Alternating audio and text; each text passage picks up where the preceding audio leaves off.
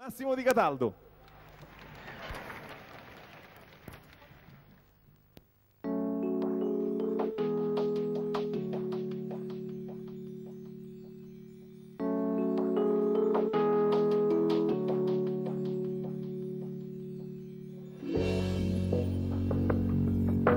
Ciao, che coincidenza tu in questa stanza a casa di amici. Cosa mi dici? Vabbè, va meglio pure a me. Può darsi non sia stato uno sbaglio aver dato un taglio con te e non vederci più, non sentirci più. E adesso guarda tu, mentre ridiamo insieme.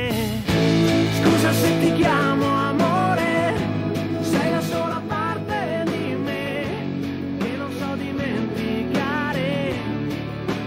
Scusami se ho commesso io l'errore di amare te molto più di me.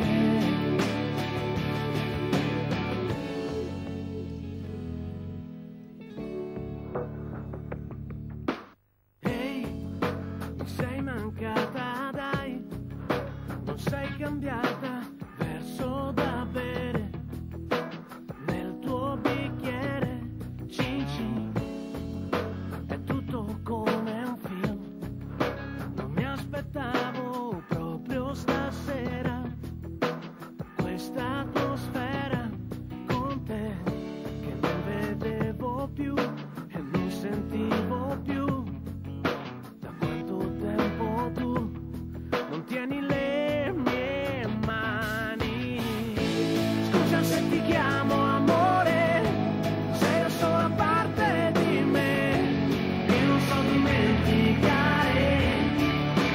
Scusami se ho commesso io l'errore di amare te come non si può più fare, come in una favola che ora non so più inventare.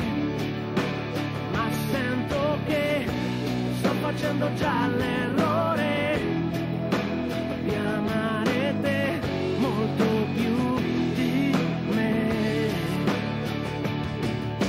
Se potessi andare indietro, forse non vivrei questo momento.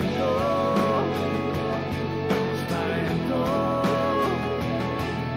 E scusa se ti chiamo ancora amore, ma è più forte di me.